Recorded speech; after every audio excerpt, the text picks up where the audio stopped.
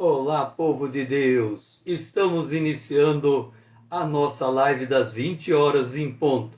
Nós estamos no módulo de número 14,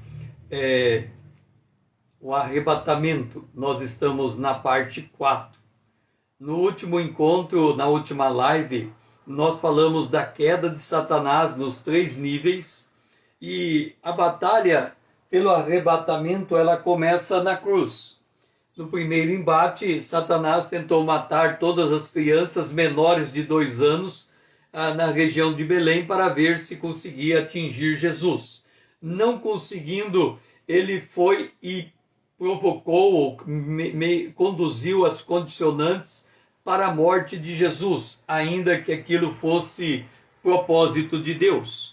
Na morte da cruz, aparentemente, ele tinha vencido. Porque em Lucas, capítulo 23, o versículo 48, nós lemos assim: toda a multidão que se ajuntara a este espetáculo, vendo o que havia acontecido, voltava batendo nos peitos. E aquela que parecia ser uma vitória, se transformou na sua maior derrota. Ele mordeu o calcanhar, Jesus morreu, mas na morte de Jesus ele pisou a cabeça da serpente e obteve a vitória sobre todo o principado, potestade, dominadores, hoste espiritual maligna, e alcançou aquele nome que é acima de todo nome. De forma que,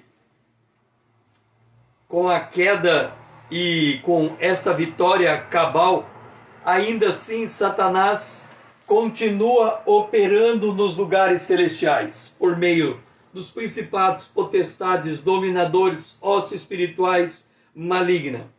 Só que agora, uma nova realidade foi revelada, do qual Satanás jamais tinha tomado conhecimento antes da morte, crucificação e ressurreição de Jesus Cristo, que foi o derramamento do Espírito Santo, o Pentecoste, quando a igreja estava reunida no cenáculo. Naquele instante, começou a ser manifesto o maior mistério de Deus. Nós vemos esse mistério revelado em Efésios capítulo 3, o versículo 5 a 6, no qual, noutros séculos, não foi manifestado aos filhos dos homens, como agora tem sido revelado pelo Espírito aos seus santos apóstolos e profetas, a saber, que os gentios são cordeiros e de um mesmo corpo e participantes da promessa de Cristo pelo Evangelho. Então, o Espírito Santo revela agora que os gentios são cordeiros e de um mesmo corpo e participantes da promessa de Cristo pelo Evangelho. O mais surpreendente é que todos os anjos, em especial os anjos caídos, não conseguiram entender a natureza desse mistério. Deus mostrou nesse mistério algo inimaginável. E o que foi? Efésios capítulo 3, o versículo 9 a 11.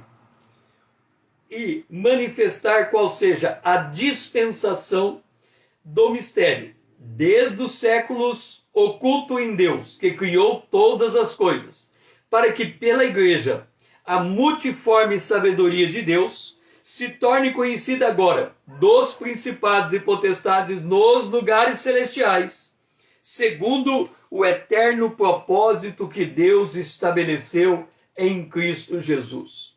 Se Satanás tinha que lutar contra Jesus no seu ministério terreno, agora a imagem de Cristo se multiplicou por toda a terra através da igreja, porque pela obra do Espírito Santo a igreja é moldada segundo a imagem de Cristo. Ironicamente, Deus invadira os lugares celestiais com indivíduos que, em tese, deveriam ser justiçados e sentenciados à morte. Como?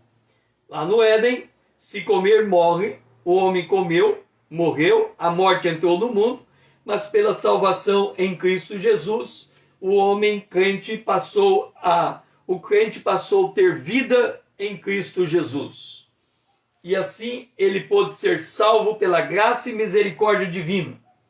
Eles foram salvos por meio de Jesus Cristo, pela graça, mediante a fé, não por obras, para que ninguém se glorie. Efésios capítulo 2, o versículo 8 e 9.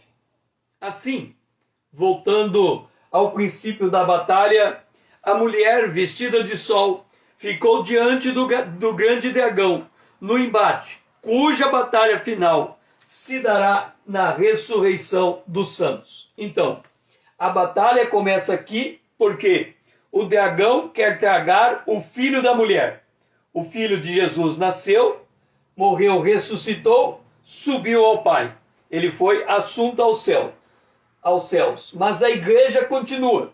E Satanás quer impedir a igreja ser arrebatada. Então a batalha prossegue por todos os séculos.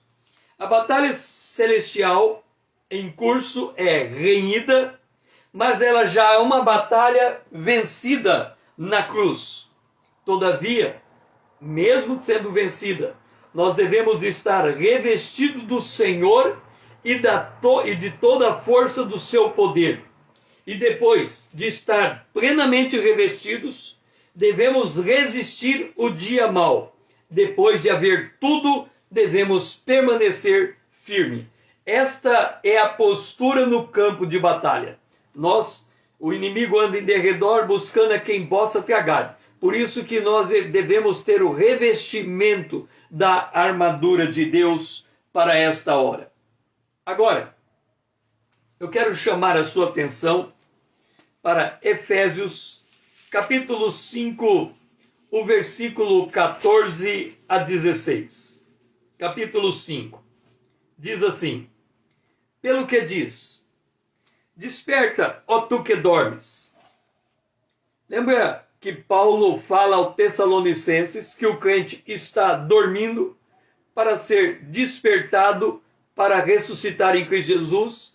Ali ele está falando do crente que morreu, fica como quem dorme, esperando a trombeta tocar.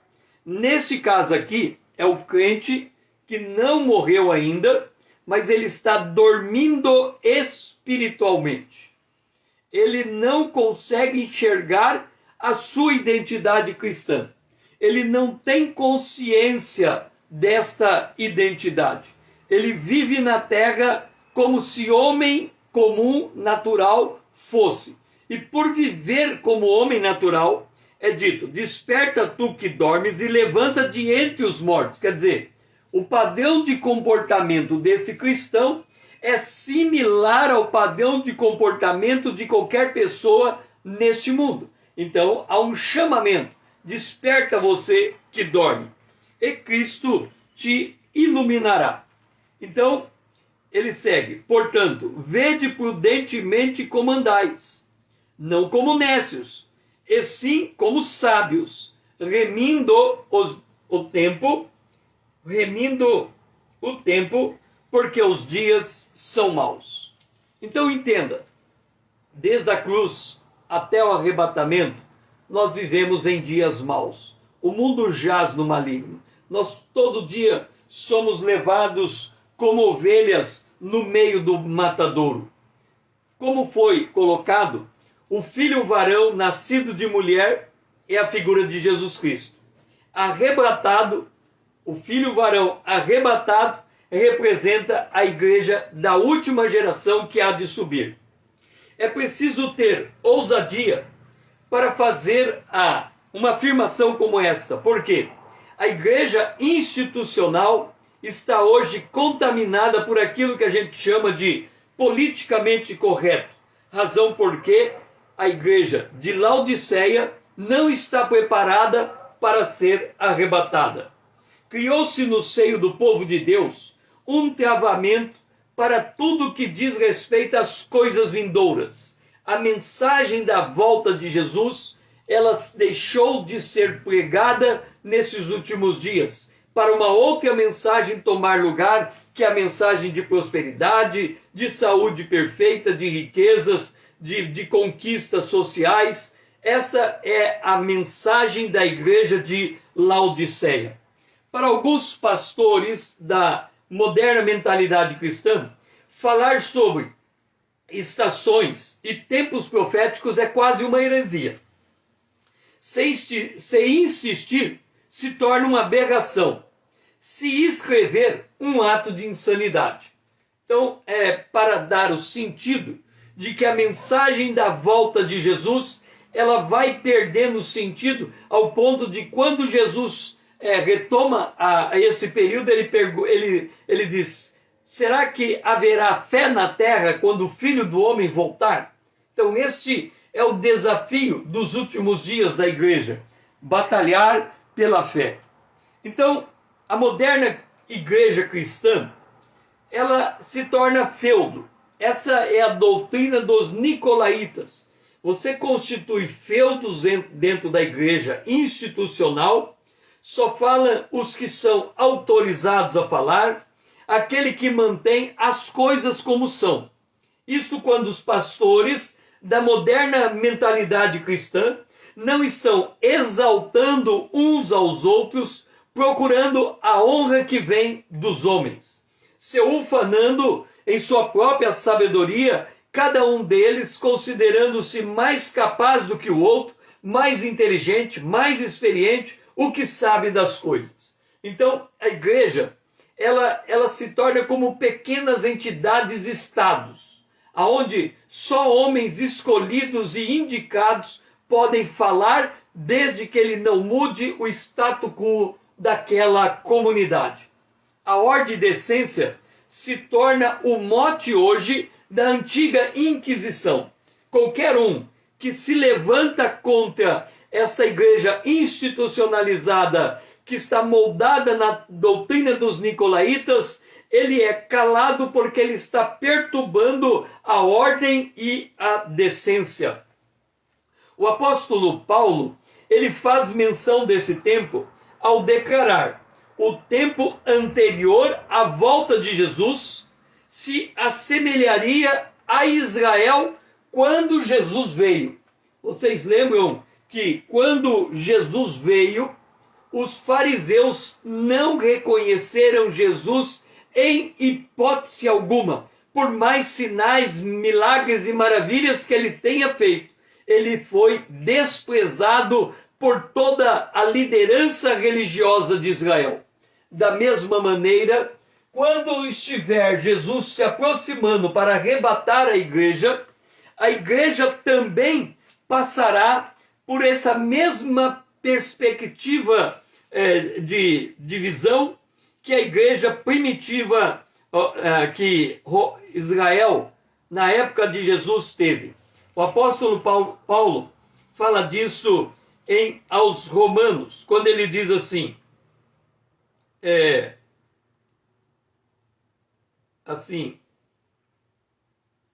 vamos ver, aqui. Bem, pela sua incredulidade, falando de Israel, Romanos capítulo 11, versículo 20, foram quebrados. Tu, porém, mediante a fé, estás firmes. Não te ensorbebeça, mas teme. Porque Deus não poupou os ramos naturais, também não te poupará. Lembra que a igreja de Laodiceia, ele estava prestes a vomitar aquela igreja da sua boca? E é isso. Ele, nesta hora, ele não vai poupar aquele que por incredulidade, aquele que por soberba, não reconhece a época da vinda de Jesus, o arrebatamento da igreja e o início da semana de Daniel. Naquela época, Israel se achava como a nação escolhida de Deus por conta de serem filhos de Abraão, sem considerar a sua verdadeira condição espiritual, marcado pela incredulidade para com o verdadeiro plano de Deus. Você se lembra que Jesus, ele foi expulso de Nazaré e levado no precipício por causa da incredulidade do povo daquele lugar. E quando eles chegaram perto do precipício, Jesus voltou e cruzou por eles. Pois bem, Quando o Senhor Jesus fez menção do joio sendo plantado junto ao trigo pelo inimigo, ele faz referência ao sono do homem. Sono esse que expressa o quê? A sua indolência espiritual, perceptível quando o homem, o cristão, se amolda ao mundo que o cerca, amando-o e tornando-se amigo do mundo. Esse estado de dormência, ele é um juízo. Lá em Isaías, capítulo 29, porque nós lemos que Paulo falou, desperta tu que dormes. E quem é que pôs a igreja para dormir? Colocar a igreja para dormir é um modo de Deus. Vanessa, seja bem-vinda. Lá em Efésios capítulo 5 diz, desperta você que dorme, levanta-te de entre os mortos. Quem é que põe a igreja para dormir?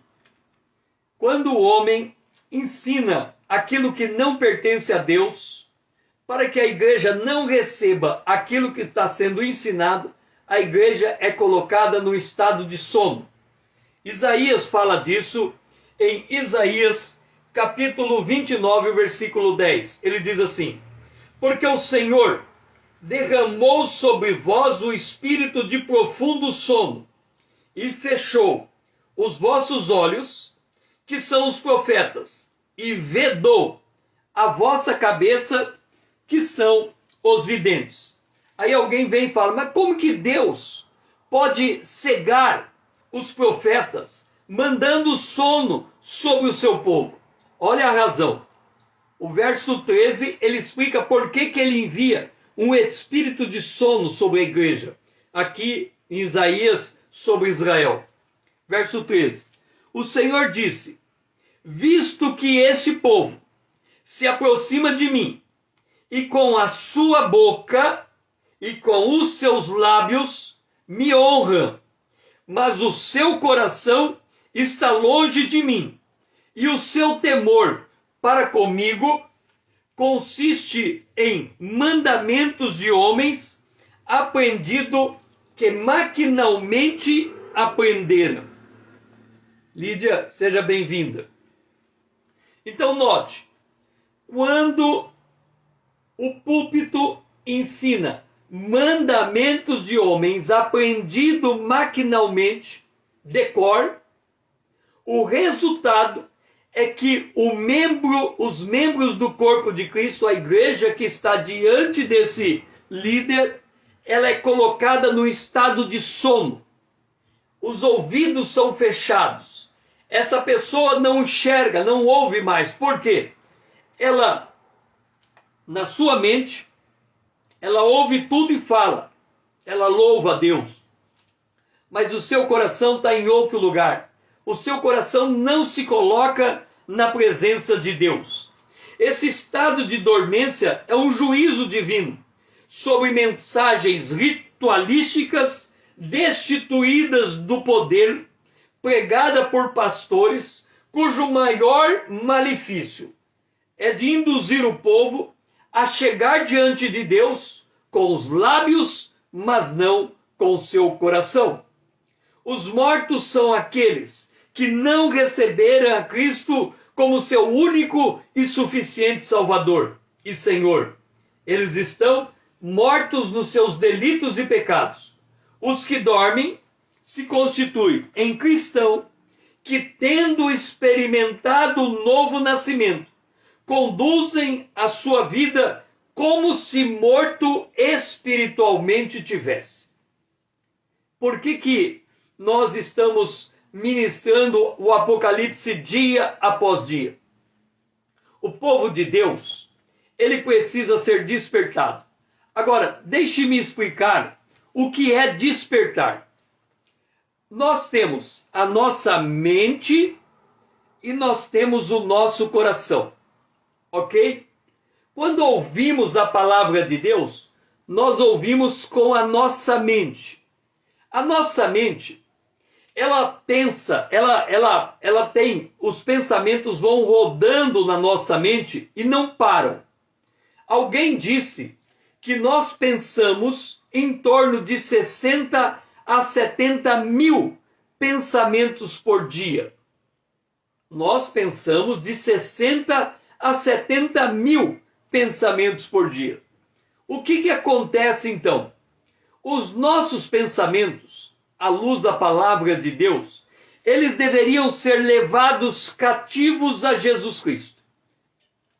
Segundo aos Coríntios, capítulo 10. Nós tínhamos que ser capazes de levar os nossos pensamentos a Jesus Cristo.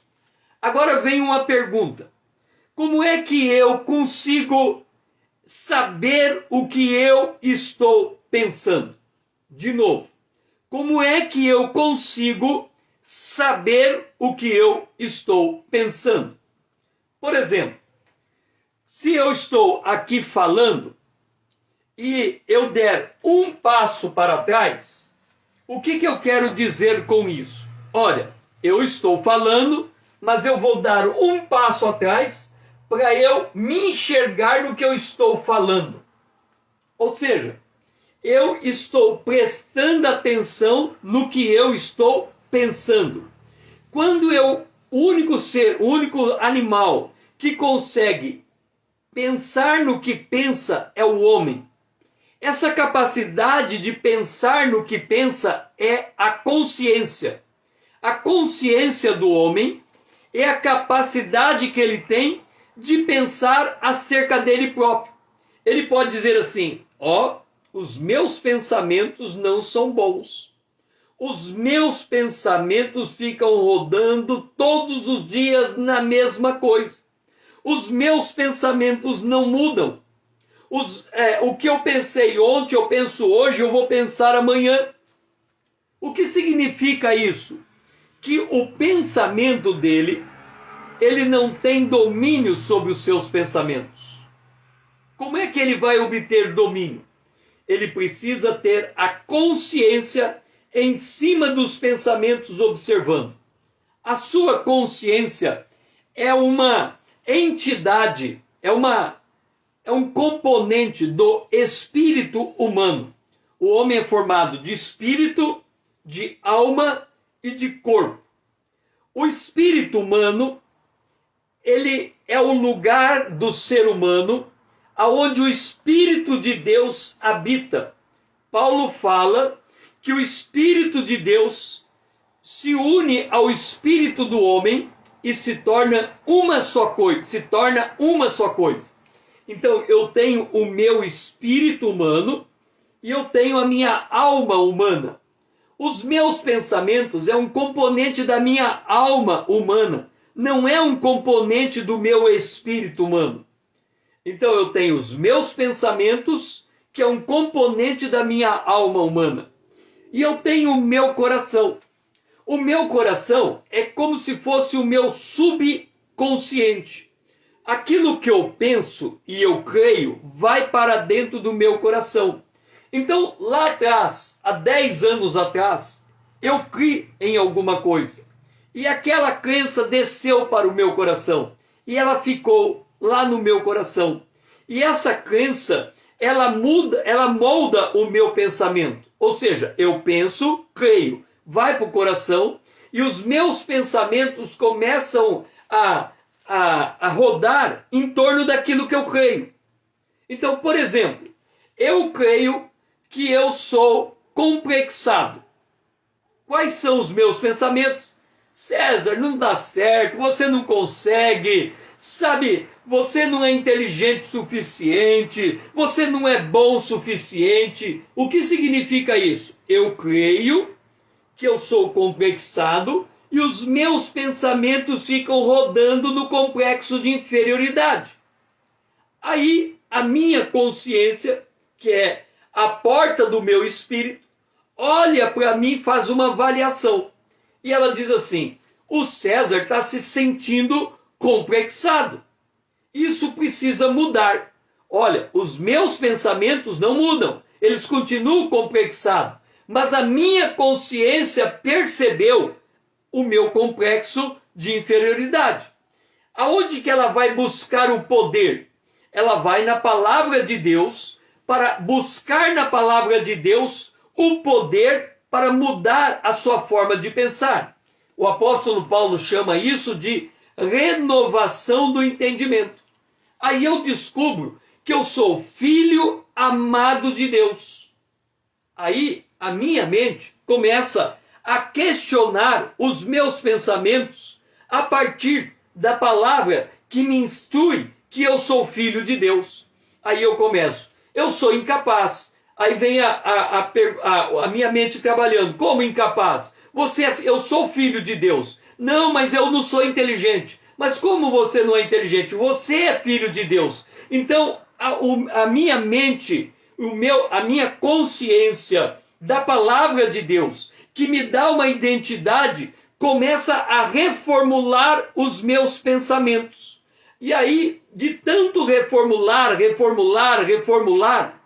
de tanto a minha mente começar a dizer, César, você é filho amado de Deus, eu sou filho amado de Deus, Deus me dá força, Deus me dá sabedoria, Deus me dá discernimento, eu vou ser capaz de vencer, porque eu sou guiado por Deus, sou dirigido pelo Espírito de Deus. Então, há um combate na minha mente. À medida que esse combate aumenta, chega uma hora que eu digo assim, quer saber de uma coisa? Eu sou filho de Deus. Pá! Entra a crença no meu coração. E agora a crença entrando no meu coração, ela vai para o meu subconsciente e ela passa a dizer para mim, você é filho de Deus. E agora os meus pensamentos giram em torno da minha nova identidade. Aconteceu uma transformação. A minha mente creu, a crença entrou no meu coração e o meu coração, por sua crença, reformula a minha maneira de pensar. Por isto que é preciso de um despertamento. A igreja precisa despertar para esse chamamento.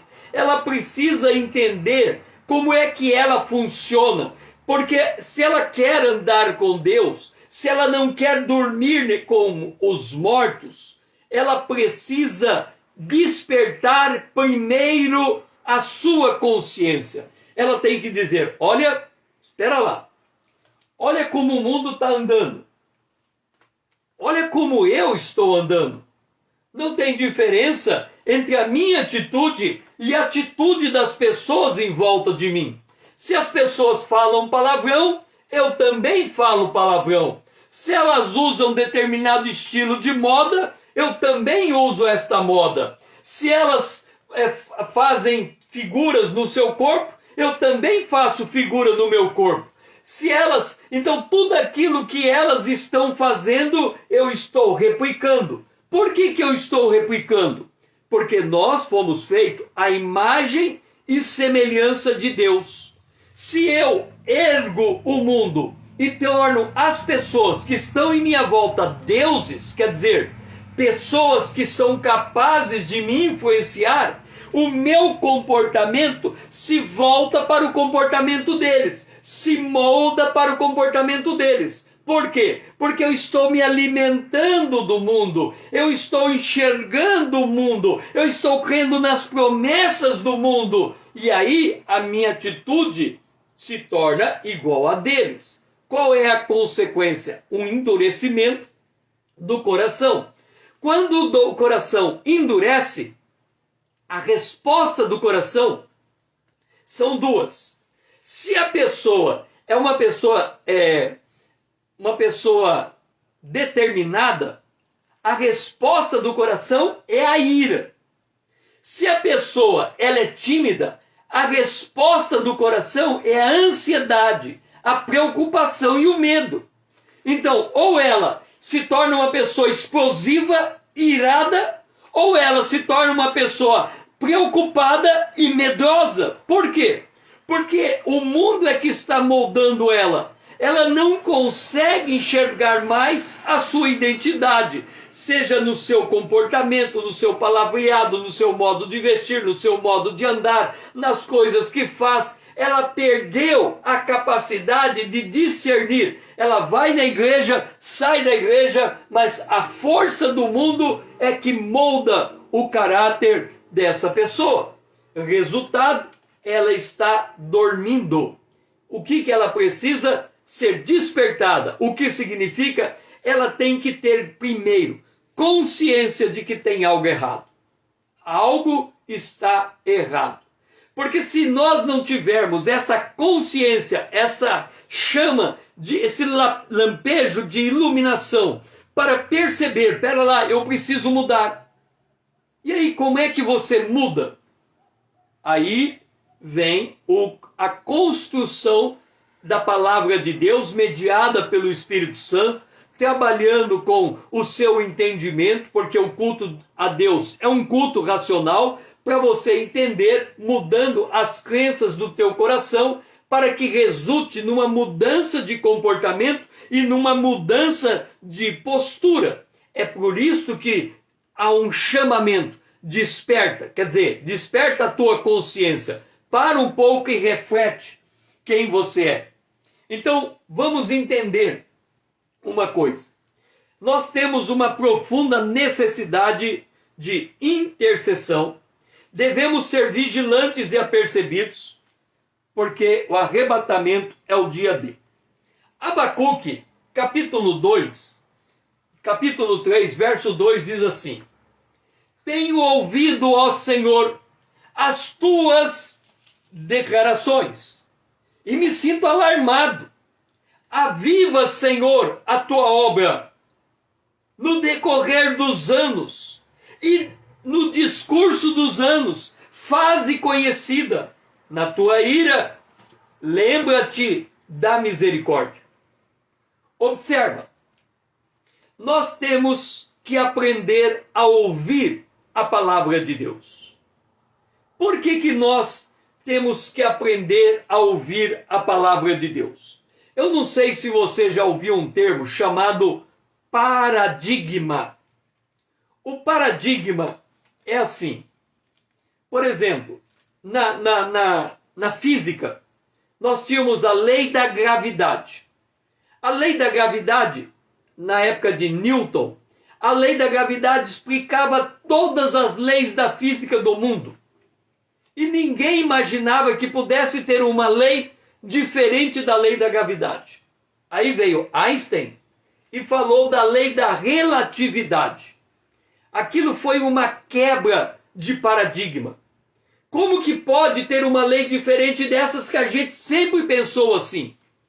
Sabe, um outro paradigma, a pessoa diz assim: eu nasci torto e vou morrer torto. É um paradigma. Ela olha para si e ela não acha que ela é capaz de mudar. E aí ela olha para as pessoas em volta dela e ela acha impossível uma pessoa mudar. Por exemplo, a pessoa chega e diz assim: eu não consigo entender o cristianismo.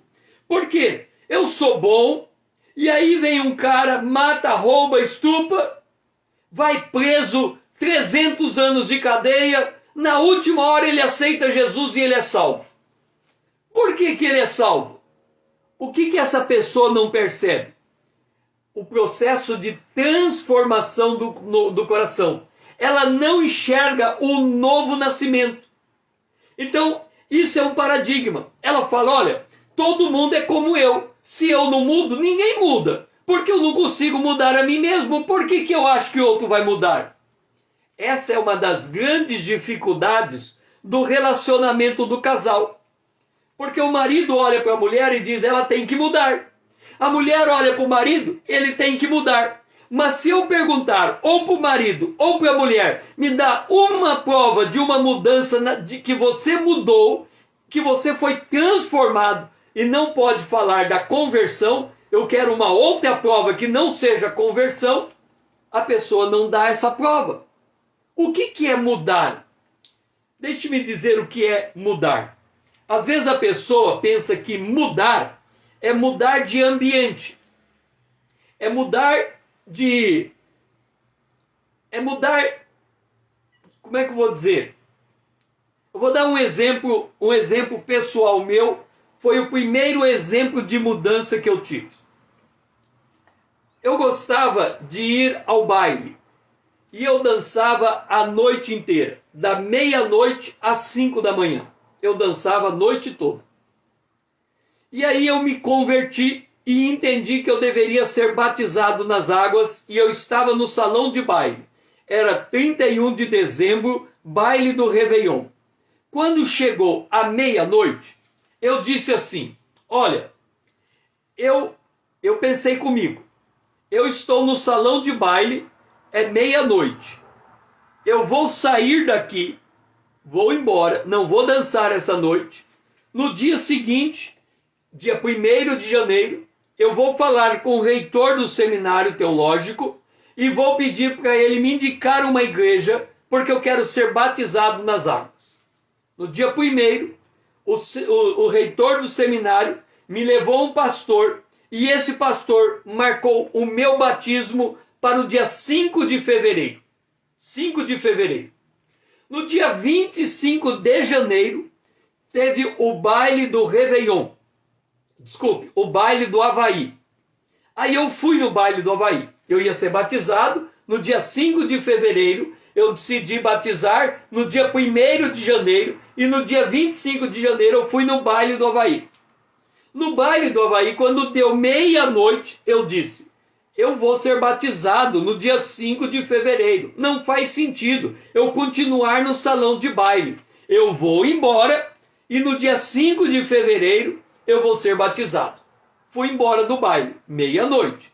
No dia 5 de fevereiro, eu fui batizado nas águas. Ok, o que eu fiz? Uma mudança. Eu estava no salão de baile, eu saí do salão de baile para não voltar mais ao salão de baile. Ponto. Só que aí tinha um problema. Eu saí do salão de baile, mas a música não saiu da minha cabeça. O que acontecia? Todas as vezes que as músicas do baile tocavam no rádio, em qualquer lugar, na minha cabeça eu dançava, como no salão de baile. Quer dizer, eu saí do salão de baile, mas o salão de baile não saiu da minha cabeça. E agora eu estou em dificuldade. Por quê? Porque o culto prestado a Deus é do coração. E se eu não vou para o baile, mas eu danço na minha cabeça, para Deus é a mesma coisa. Porque ele vê o coração, ele não vê, o homem vê a aparência. Então qualquer pessoa que me conhecia dizia assim, César nunca mais foi no baile. Mas se ele pudesse entrar no meu coração, ele ia perceber que todas as vezes que a música tocava, eu dançava. Qual foi a minha atitude? Todas as vezes, sem exceção, quando a música tocava e eu dançava na minha mente, eu fazia só uma oração. Qual era a minha oração? Deus, para o salão de baile eu não volto. Tira a música da minha mente. Eu não quero mais dançar. Ponto. Tocava a música de novo, eu dançava. Senhor, para o salão de baile eu não volto. Tira a música da minha mente. Eu não quero dançar. Um dia eu estava andando, a música tocou e eu não dancei. Falei, como não dancei? A música tocou e eu não dancei. A música tocou, parece que eu nunca tinha passado num salão de baile. Não dançava mais. Depois, passado vários anos, uns 20 anos depois, por conta eu trabalhava numa prefeitura como secretário e teve um baile e o prefeito me convidou para ir naquele baile. Então era o primeiro baile que eu fui depois da minha conversão. Eu sentei no salão de baile com a música tocando e a minha mente não dançou. Isto é uma transformação. É como se aquilo que você faz todo dia, nunca mais você faz. E se alguém fala assim, César, algum dia você foi no salão de baile? Você olha assim e fala, deixa eu ver. Não lembro. Quer dizer, eu lembro que fui no salão de baile, mas eu não lembro da música, eu não lembro de dançar, eu não lembro do gosto de dançar. Por quê? Mudança chamada transformação. Então, quando o Abacuque, ele ouve a palavra de Deus, ele teme. E aí ele toma consciência. Quando ele toma consciência, ele diz: Senhor, eu preciso passar, o teu povo precisa passar por mudança. Para despertar os fiéis para o arrebatamento, há uma necessidade de intercessão. Aviva, Senhor, a tua obra. Nós precisamos de intercessores. Por quê? Deixe-me dizer uma coisa. Primeiro, lá em Apocalipse, nas cartas, diz assim: quem tem ouvido, ouça o que o Espírito diz à igreja. Então, o Espírito, para falar à igreja, nós precisamos interceder para adquirir habilidade espiritual. Agora, olha a última oração do Apocalipse. Apocalipse, capítulo 22, o versículo 20. O versículo... capítulo 22, versículo 17. O Espírito e a noiva dizem: vem. Aquele que ouve diz: vem. Aquele que tem sede, venha. Quem quiser, receba de graça a água da vida. Quando diz assim, o Espírito e a noiva, vamos entender de que avivamento nós estamos falando. O Espírito e a noiva diz: vem. Bem, quem é o Espírito? É o Espírito Santo. Ok. Aonde que habita o Espírito Santo? Dentro de nós. Ok. Então, quem somos nós? Templo do Espírito Santo. Ok, nós somos o templo do Espírito Santo. Quem é Jesus para nós? Ele é o nosso Salvador. Ok. Quem mais Jesus é para nós? Ele é o nosso Senhor. Ok. Agora, qual é a função de Jesus? O que Jesus faz enquanto Salvador? Nos tira de dificuldade. Ele diz assim: olha, não vá para aquele caminho, não dá bobeira naquele lugar, porque você vai entrar em complicação. Você vai lá e pá, complicação para a tua vida. Aí vem ele: lá vou eu te salvar de novo, lá vou eu te tirar desse lugar. Isso, ele é o Salvador. Ok. Quem é Jesus? O Senhor. O que significa Senhor? Ele diz: faz o que eu te mando, e você faz. Faz o que eu te mando, e você faz. Ele é o Senhor, você obedece. O Senhor você obedece, o Salvador ele te salva. Ele te tira da dificuldade. Mas qual é a condição para Jesus ser o noivo da igreja? O Salvador te tira de dificuldade. O Senhor você obedece. Mas se Jesus é o noivo, qual é a maneira de você se aproximar dele? Amando-o como noiva. A noiva, ela passa noite e dia pensando no seu homem. A noiva, ela só tem olhos para o seu noivo. A noiva, ela está preparando o seu enxoval para o seu casamento. A noiva está convidando as amigas para vir junto com ela comemorar aquele dia solene. A noiva está planejando a lua de mel. A noiva está mobiliando a sua casa. A noiva, ela só tem olhos para o seu noivo. Ela não obedece, ela faz por amor. Ela não se coloca em dificuldade, ela se preserva. Ela se cuida porque ela ama. Jesus disse: aqueles que me amam guardam os meus mandamentos. Jesus disse: eu já não vos chamo de servo, eu vos chamo de amigos, porque o amigo sabe tudo que o seu Senhor faz. Então, o Senhor você obedece. O Salvador, ele te tira da dificuldade. Mas o noivo, você não quer sair de perto dele. Você quer compartilhar as coisas mais íntimas do seu coração. O noivo, você quer abraçá-lo. O noivo, você quer que ele o beije. O noivo, você quer que ele fale palavras agradáveis no seu ouvido. Ou tenho ouvido, ó Senhor, as tuas declarações. O noivo, ele procura por essas declarações.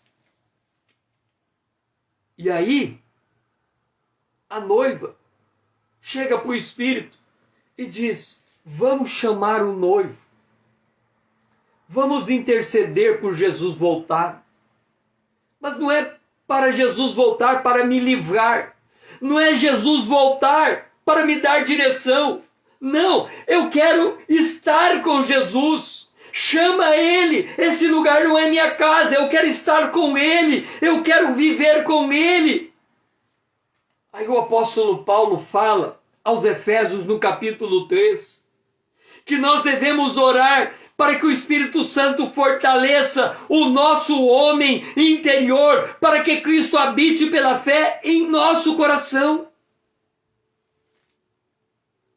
Isso significa que aquele que quer a volta de Jesus, ele constrói uma morada para o Senhor naquilo que ele crê.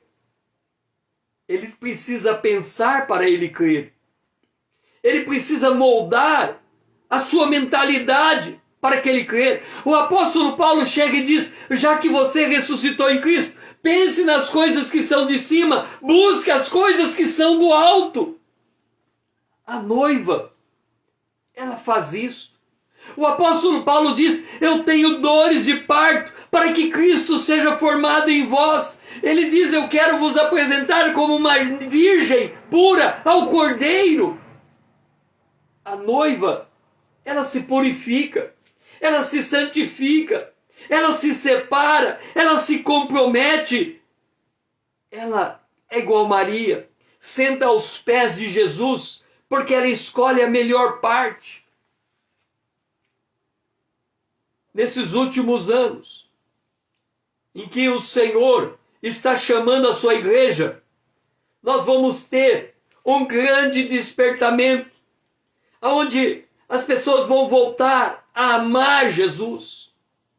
Elas não vão estar na igreja por um senso de obediência ou por um medo de cair em dificuldade. Elas vão estar ali porque elas querem ouvir a palavra de Deus. Elas querem ser transformadas pelo poder de Deus. Elas querem ser vistas na imagem de Cristo, por obra do Espírito Santo.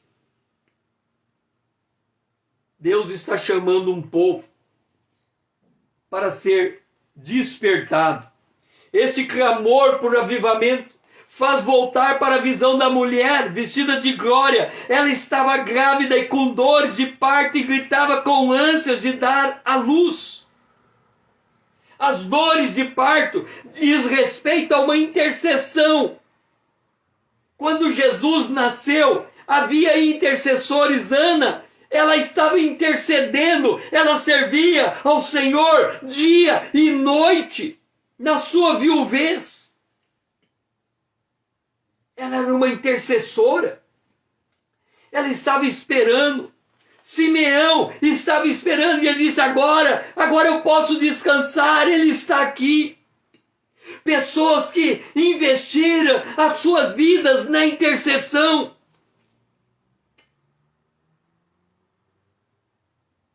Como também o apóstolo Paulo, ele diz em Gálatas capítulo 4, verso 19: meus filhinhos, por quem de novo sinto dores de parto, até que Cristo seja formado em vós.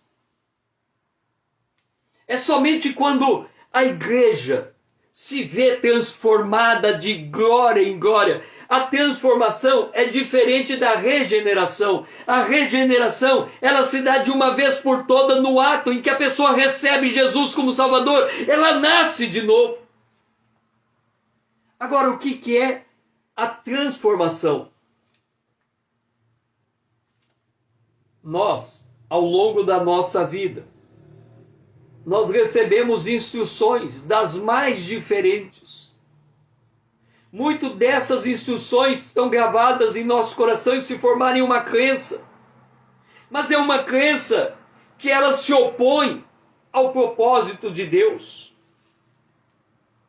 E essas crenças, quando elas são desmontadas pela renovação da mente, a pessoa passa por uma transformação. Ela faz coisas que antes ela não fazia. Se ela roubava, ela não rouba mais. Se ela matava, não mata mais. Se ela mentia, não mente mais. Ela vai passando por pequenas transformações e cada dia que passa por uma transformação, ela se assemelha mais ao seu Senhor. A oração sempre faz parte do relacionamento entre Deus e os seus servos. A terceira geração após Adão começou a invocar o nome do Senhor. Nós precisamos entender que é necessário levantar intercessores nessa última hora. Eu não sei se você se lembra da batalha no Antigo Testamento. Josué foi para a batalha, Moisés ficou no monte orando, com os braços levantados. Quando Moisés baixava o braço, Josué perdia a batalha. Quando Moisés levantava os braços, Josué ganhava a batalha. Arão, o seu irmão, estava de um lado, havia um outro homem do outro, e eles perceberam que toda vez que o braço de Moisés cansava, Josué perdia a batalha. Eles pegaram e seguraram o braço de Moisés. E Moisés ficou com o braço erguido. E aquela luta era contra Amaleque. Amaleque é da mesma descendência de Isaac. É da descendência de Isaac, de Esaú. É parente. É a luta. Aquela luta de Amaleque é a luta da carne contra o espírito. Do espírito contra a carne. Nós precisamos de intercessores para nós não nos deixarmos guiar pela carne. Porque a carne é inimizade contra Deus. A carne que coloca a igreja para dormir. Porque a carne ignora as coisas de Deus. E a Bíblia diz que enquanto há uma luta entre a carne e o espírito, não há liderança do espírito. Mas se nós nos deixarmos guiar pelo espírito, e esse guiar pelo espírito é um ato de consciência, a nossa carne não tem mais domínio sobre nós. Davi instituíra no tabernáculo a oração em torno de 4 horas. Pelo profeta Isaías, o Senhor colocou a oração intercessória no centro da sua estratégia para a restauração de Israel. Ele diz: sobre os teus muros, ó Jerusalém, pus guarda, que todo o dia e toda a noite jamais se calarão. Vós os que fareis lembrado o Senhor, não descansareis, nem dei a ele descanso, até que restabeleça Jerusalém e a ponha por objeto de louvor na terra. Isaías, capítulo 62, versos 6 e 7. Nós não conseguimos imaginar quantas pessoas estão orando para que o judeu se converta a Jesus Cristo. Da mesma maneira, um exército de intercessores precisa orar para que o arcanjo Miguel possa ir para a batalha e vencer Satanás por causa da oração dos santos. O apóstolo Paulo, ele fala da oração. Ele fala da oração lá em Efésios, no capítulo 6, orando em todo o tempo, em espírito, por todo santo. Esse mover divino por meio da intercessão foi visto quando no nascimento de Jesus, eu já falei sobre isso, uma profetisa chamada Ana, da filha de Fanuel, da tribo de Azer, avançada em dias, que vivera com seu marido 7 anos desde que se casara e que era viúva de 84 anos. Essa não deixava o templo, mas adorava noite e dias em jejum e orações. Esse clamor diuturno foi retomado pelos judeus desde 1967, após a guerra de 6 dias, quando Israel retomou o muro ocidental situado no Monte do Templo, onde outrora Salomão construiu o templo, chamado Muro das Lamentações. E aí a gente olha hoje os judeus orando todos os dias no Muro das Lamentações. O que eles estão pedindo? Eles estão pedindo a vinda do Messias, eles estão pedindo a vinda do seu rei, e eles ficam noite e dia naquele muro, chorando. Esse clamor dioturno é necessário, porquanto o Senhor disse: não fará Deus justiça aos seus escolhidos, a quem clama dia e noite, embora pareça demorado em defendê-los. O pastor Paul Yong-cho, ele tem um monte de oração. Na década de 80, ele tinha 2.000 pessoas orando noite e dia por ele, pelo ministério dele. Também Paulo conclamou à igreja: orai sem cessar, exortando a necessidade de revestir-vos do Senhor e da força com seu poder. Ele disse: orando com toda oração e súplica, orando em todo tempo no Espírito, e para isso vigiando com toda perseverança e súplica por todos os santos. Hoje, basicamente, a igreja, ela divide em 3 grupos. Um faz a obra, o outro sustenta e o outro intercede. Na verdade, a mesma pessoa tinha que fazer as 3 coisas: fazer a obra, sustentar e interceder. O problema é que falta intercessores. A imensa maioria do povo de Deus está vivendo tão somente para si mesmo. Se nós pudéssemos olhar para o arrebatamento da igreja, à luz do Apocalipse, olhando para Apocalipse 22, 17, aí o Espírito e a noiva diz: vem. Nós tínhamos que nos fazer uma pergunta: como é que nós enxergamos Jesus? Nós enxergamos Jesus como Senhor, como Salvador ou como noivo?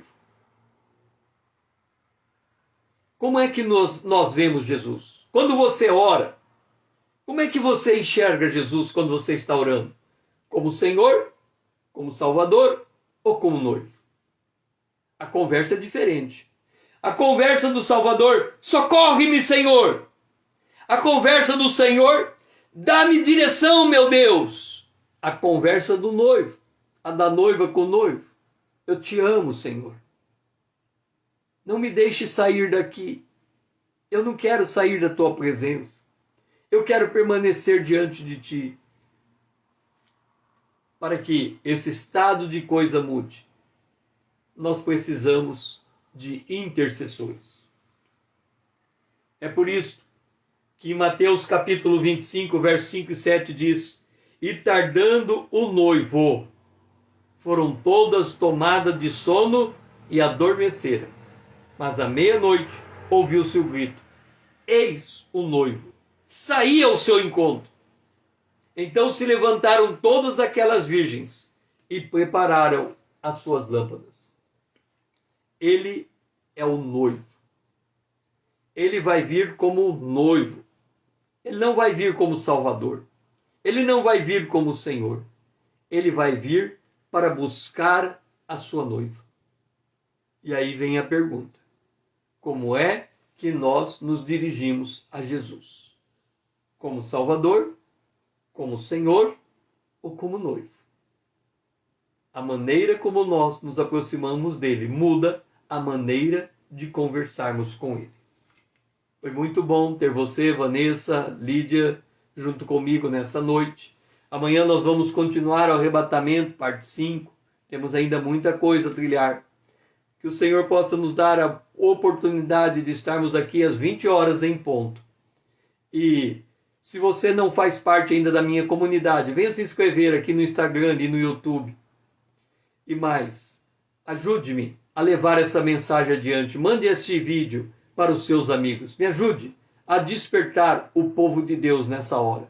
E levante junto comigo, vamos buscar intercessores para podermos dar sustentação à volta de Jesus. Que o Senhor seja louvado e você tenha um restante de dia abençoado na presença de Deus.